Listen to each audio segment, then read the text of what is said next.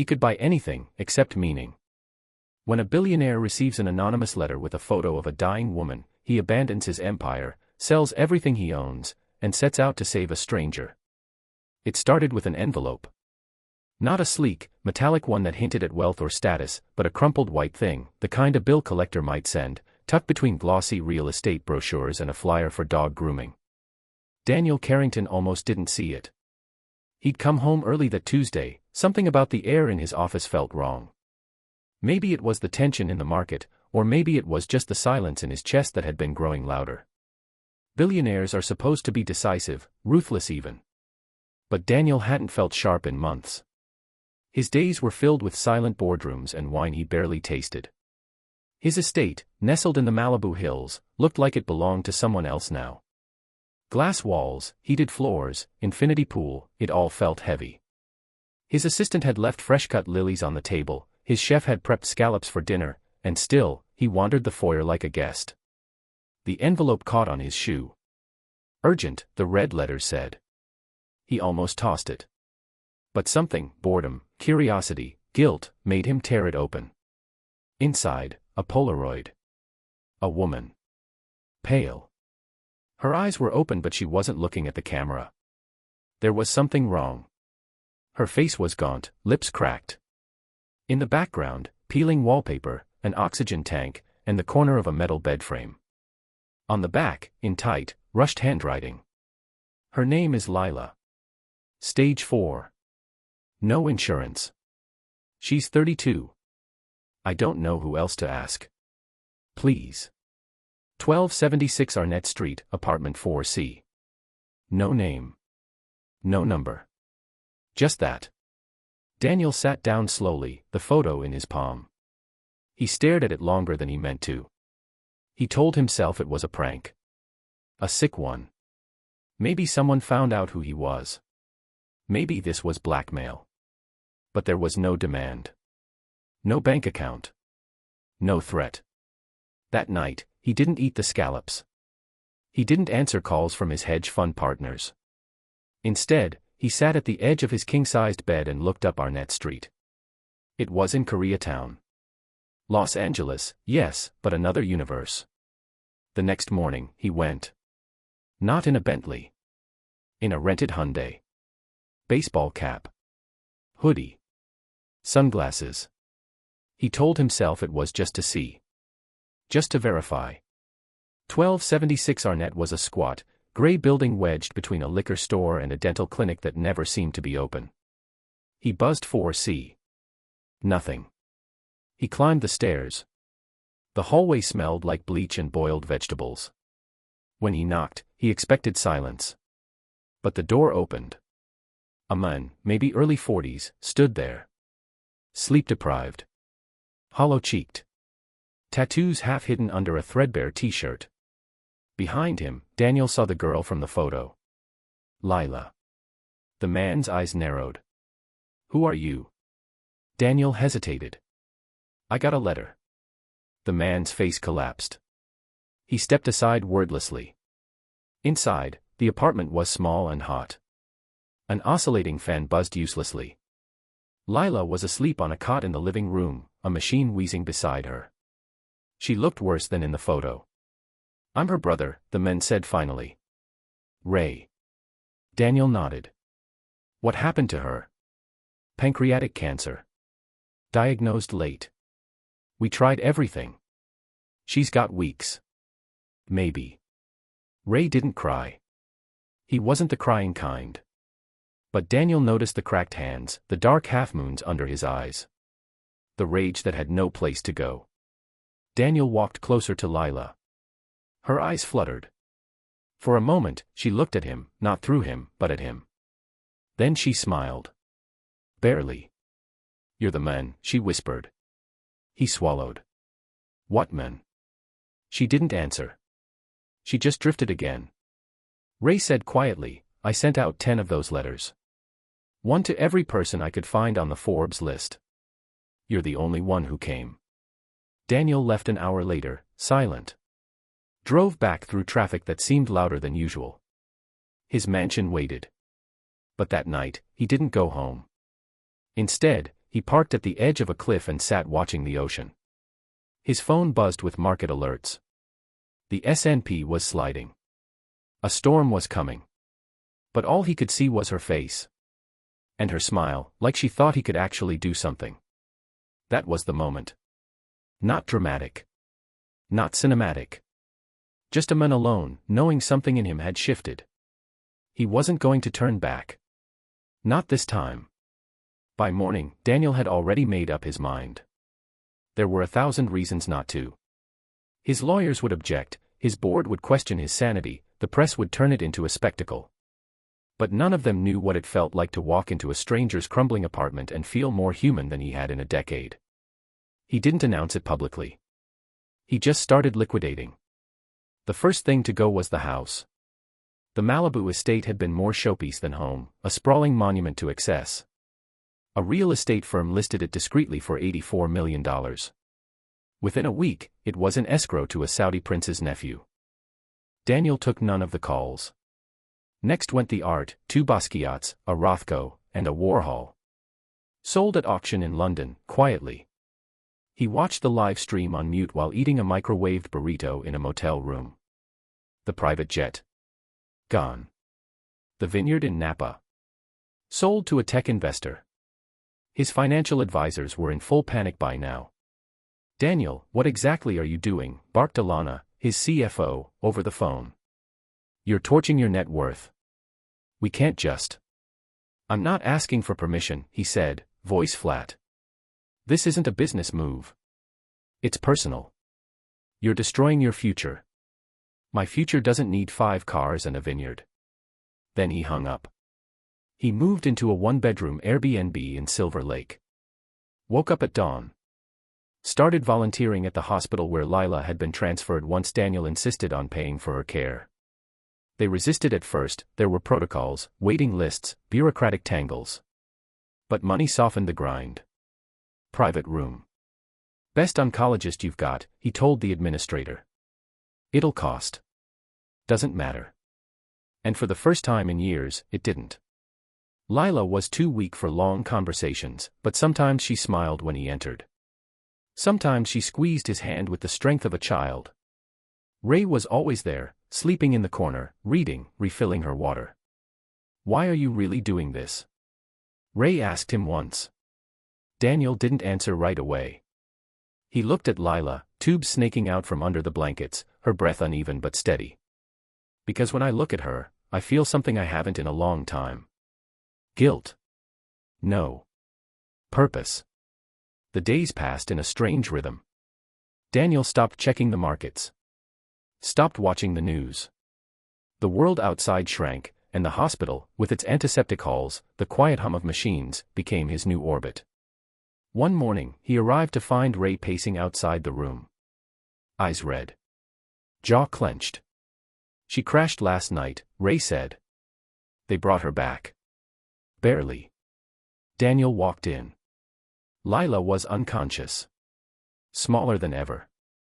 But still there. He sat down. Took her hand.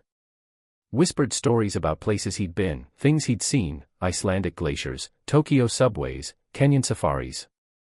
All the things she'd never experienced. He told her about a night in Venice when the canals flooded and he had to be carried to his hotel. She would have laughed at that. He didn't cry. Not then. He just stayed. The doctors gave her a few more days, at most. That night, Ray handed him a folded piece of paper. "She wrote this for you." Daniel unfolded it slowly. Lila's handwriting was shaky. "You didn't have to save me. But you came anyway. That's what saved me. Not the medicine. You. I wish I had more time. To thank you. To live.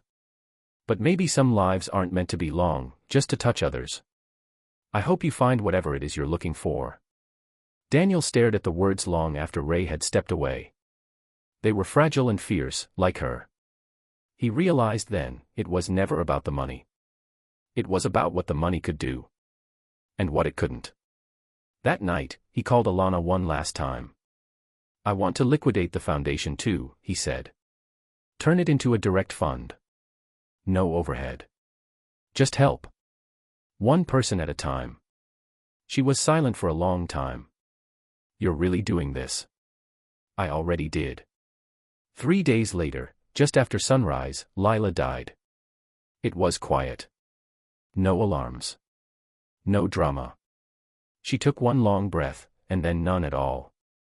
Daniel was sitting beside her, holding her hand. Ray stood by the window, unmoving. The nurse entered gently, checked her pulse, and gave a slow nod. Then she stepped back, as if giving the room time to catch up with the truth. Ray didn't speak for a long time. Just stared at the rooftops outside, one hand pressed to the glass. Daniel didn't know what to say. What could you say? Finally, Ray turned, voice rough. Thank you. You gave her weeks she never would have had. A room with a window. Peace. Daniel shook his head slowly. She gave me more than I gave her. He meant it. The emptiness that had followed him like a shadow for years, through gala dinners, stock surges, first-class flights, had lifted in those brief weeks. The hole hadn't closed, but he could finally see where it was. That was something. The funeral was small. Just Ray, a few neighbors, 2 nurses, and Daniel. They played Jeff Buckley's Hallelujah from a Bluetooth speaker Ray brought in a brown paper bag. It cut through the silence like velvet on bone. Afterward, Ray asked him to join for a drink. They ended up at a dive bar with sticky floors and cheap whiskey. Daniel wore a borrowed black shirt. No one recognized him.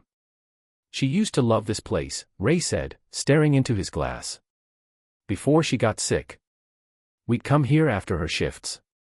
She was a waitress. Sang karaoke like she was auditioning for Broadway. Daniel smiled. I wish I'd heard her. She would have liked you. Not the billionaire version, though. This one. The guy who shows up. Daniel traced the rim of his glass. I spent 20 years building an empire. And it took one dying woman to show me what mattered. Ray nodded.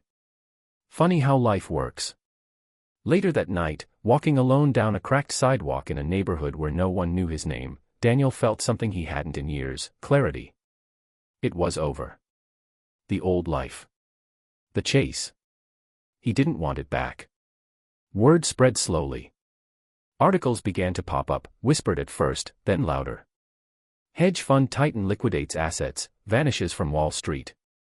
Carrington Philanthropy Fund sends anonymous donations to families battling terminal illness. He ignored the calls from reporters, the speculation, the Reddit threads calling him the billionaire Samaritan.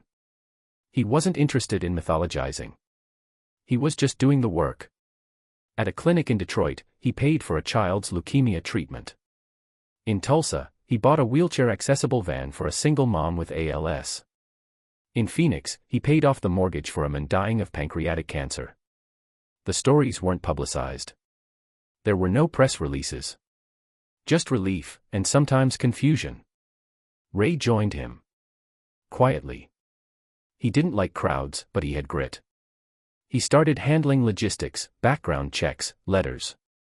They became a strange pair, the ex-millionaire in Goodwill jeans and the tattooed brother of a dead woman, changing lives in silence. One night, in a roadside diner in New Mexico, Ray slid a stack of envelopes across the table. Another batch. Daniel opened one. A woman in Ohio, writing in shaky cursive, begging for help for her husband. Another from a teenage girl in Oregon, trying to save her brother. They were endless. And yet, each one felt like Lila. Like a ripple of her life, stretching outward. Daniel leaned back, exhaustion and purpose swirling in his chest. You ever think we'll run out? Ray asked. Daniel smiled faintly. Hope not. He meant it. They kept going. By early fall, Daniel and Ray were driving cross-country in a battered Chevy Suburban, no plan except the envelopes. Each destination brought new faces, new pain, new questions. They never stayed long. Daniel insisted on anonymity. We don't do this for thanks, he always said. But sometimes, it was hard to disappear. People wanted to hug him. Cry on him. Know why a stranger had saved them when their own families had vanished. And then there was the men with the ring. They'd arrived in Birmingham after a nurse sent a letter on behalf of a patient, Joseph Tanner, 57, terminal liver failure. No family. No assets. He was dying in a community hospice center run on fumes and donations. Daniel walked in expecting another broken body. What he found was a man sharper than glass. Tanner was gaunt, yes. Yellow-eyed. But alert. Watching everything. "You're him," he said when Daniel entered. "The money man." Daniel hesitated. "I'm just here to help." "You think I want saving?" That stopped him. "No," Daniel said carefully. "I think maybe you deserve a choice." Tanner grunted. "You rich folks always think everything's a transaction." Ray was already leaning against the wall, arms crossed. He could smell when a meeting was going sideways. Tanner held up a hand.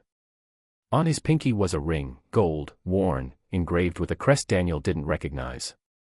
"This was my father's," he said. "He lost everything in the '87 crash. But he gave me this and said, 'Don't let money make you forget who people are.' You get me?" Daniel nodded. "I think I do." "Then tell me this," Tanner said. "Why'd you really come here?" Daniel looked at him. Looked through the sarcasm, the defiance, the pride. "Because when my money meant power, I felt nothing. But now that it means food, medicine, dignity, I feel alive." Tanner stared at him for a long time. Then he sighed. "All right, moneymen help me go out clean. Not begging. Not in pain. Not forgotten." Daniel made sure of it. Best care. Best pain management. Even had a blues guitarist come into play one night because Tanner said he missed music more than he missed his kidneys. The night before he passed, Tanner called Daniel close. "I want you to have this," he said, slipping the ring from his finger. Daniel tried to refuse. "Don't argue with a dying man," Tanner said with a smirk. He took it. It didn't shine much. It wasn't worth more than a few $100. But when Daniel slid it into his pocket, he felt the weight of legacy. They buried Tanner in a local plot, small ceremony, 12 people. Ray said the man had been a son of a bitch, but in the end, he'd found peace. That night, Daniel held the ring in his hand, thinking about Lila. And Tanner.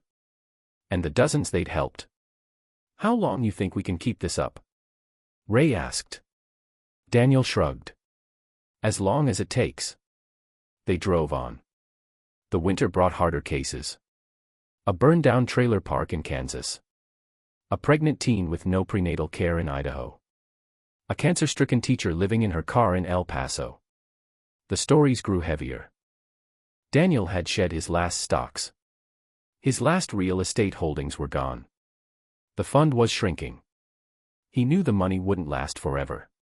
One night, after wiring money to a woman who'd lost her son in a hit-and-run, he sat by a gas station in Nevada and felt it, the edge of exhaustion. Ray noticed. "You okay?" Daniel stared out at the stars, jaw tight. "We're running low." "Then we slow down." "We can't." Ray didn't argue. Just handed him a thermos of coffee and sat with him in silence. In that moment, Daniel realized something: he wasn't afraid of dying broke. He was afraid of dying before he finished. But finished what? The work? The penance? Or something else? He didn't know. They were in upstate New York when it happened. Daniel had come down with a fever. Nothing dramatic at first, just fatigue, chills. He brushed it off. Too much driving. Not enough sleep. He kept moving. One more stop, then rest. But by Albany, he couldn't walk straight. Ray drove him to a clinic, not a hospital, not yet. Daniel insisted. He hated being the center of anything now. The nurse recognized him instantly. It was rare, but it happened. "You're him, aren't you?" she whispered. "The man who paid off my cousin's chemo last year. That was you, wasn't it?" Daniel tried to smile, but everything blurred. They admitted him. It wasn't just a fever. His immune system, worn thin by stress, had collapsed. Dehydration. A bacterial infection. His body was breaking down faster than he expected. Ray paced the hallway, eyes sunken, back to the wall. He hadn't looked that scared since Lila. "You've got to stop," Ray muttered under his breath. "You've given everything. Your money. Your time. Your goddamn health." Daniel smiled weakly from the hospital bed. "If this is the cost, I'd pay it twice." Ray swore under his breath. "You're the most stubborn son of a bitch I've ever met." Daniel coughed. "You're not the first to say that." 3 days in bed gave Daniel too much time to think. He made a decision. When he was discharged, still pale and limping, he handed Ray a sealed envelope. "What's this?" "In case something happens." "I don't want it. I need you to have it." Inside was everything: passwords, instructions, the remainder of the fund's accounts, and a list of people Daniel wanted helped before the money dried up. But there was something else, too. A confession. "Ray. If I go, don't let them turn this into a story about guilt or redemption. It's not. It was never about saving myself. It was about remembering I was human. You and Lila gave that back to me. You don't owe me anything, but if you can, keep going. Help one more person. And then another. That's all this ever was. Daniel." Ray didn't open it right away. He carried it in his jacket for weeks. Daniel recovered slowly. Not fully. His strength never quite returned. The road wore on him more now. His hands shook when he signed checks. His legs ached when he walked up motel stairs. But he kept going. They stopped giving out money in big sums. Switched to direct payments: rent, medicine, food. Still enough to change a life, but now each dollar mattered. Ray handled more logistics. Daniel focused on letters, conversations, presents. One night, they helped a widow keep her house after a loan shark tried to seize it. She made them pie. She had no idea who they were. She just said, "You remind me of my son." Daniel nearly cried. That winter, Daniel stood by a frozen lake in Maine and told Ray, "We're almost out." Ray said nothing. They both knew this wouldn't last forever. But the work had changed them. Not just their bank accounts. Their bones. The way they saw people. The way they saw themselves. "Then we end it the right way," Ray said. Quietly, Daniel agreed. They started tying up loose ends. Revisiting people they'd helped. Making sure others were okay. And wherever they went, Daniel left something behind, not money, but the truth. Stories. Letters. Memories. One person at a time. The final asset was the watch. A Patek Philippe, one of 3 in the world. Daniel had worn it only once, to a fundraiser in Geneva. Back then, it had been armor. Now it felt like a relic from another lifetime. Ray found it in a drawer in the storage unit they'd been using in Boston. He held it up. Thought this was gone. Daniel took it, turned it over in his hands. Wasn't ready to let it go. "Are you now?" He hesitated. Then nodded. They flew to Chicago, the last splurge. Daniel hated flying now, but this one mattered. The auction house rolled out the red carpet. They'd heard whispers. They knew who he was. Anonymous, Daniel told the representative. Of course. It sold for $4.3 million. Enough for maybe 30 more families. If they stretched it. The night of the auction, Daniel and Ray sat in a diner downtown, eating overcooked hash browns and drinking bitter coffee. Daniel's hands were trembling again. Ray noticed. "You okay?" Daniel nodded. "Just cold." But he wasn't cold. He was fading. Not in pain. Not afraid. Just winding down. Ray leaned back. "You ever think about what comes next? After all this?" Daniel looked out the window at the snow swirling beneath street lamps. "Sometimes I wonder if Lila can see it. All of this." Ray was quiet for a long time. "Then, she'd be proud. She'd call you a stubborn idiot. But proud." Daniel smiled. "That's all I ever wanted." They used the watch money carefully, One family in Flint with contaminated water, a single father in Atlanta whose son needed heart surgery, a woman in Nevada escaping abuse. Each one got a piece. And then, the fund was empty. Ray came into their motel room one night with the balance sheet. "We're done." Daniel took the paper, studied it like an old scorecard. His breath was shallow. The tremors were worse. Ray said, "We could raise more. Tell your story. People would donate. Hell, we could get millions." Daniel shook his head slowly. "No. That's not what this was." "Then what was it?" Daniel stared at him, eyes damp. "A debt. Not money. Life. Mine was given back to me, and this was how I paid it forward." They didn't talk much after that. Some things didn't need words. 3 weeks later, Daniel didn't wake up. It was peaceful. No ambulance. No machines. Just a man in a small room in Vermont, under 3 blankets, one hand resting on his chest. Ray found the letter beside the bed.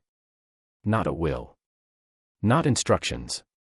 Just, "If someone ever asks, tell them I didn't die poor. I died empty. And that's how I wanted it. Empty of regret. Full of names. Tell them I remembered what a man's fortune is really for." He signed it with just a D.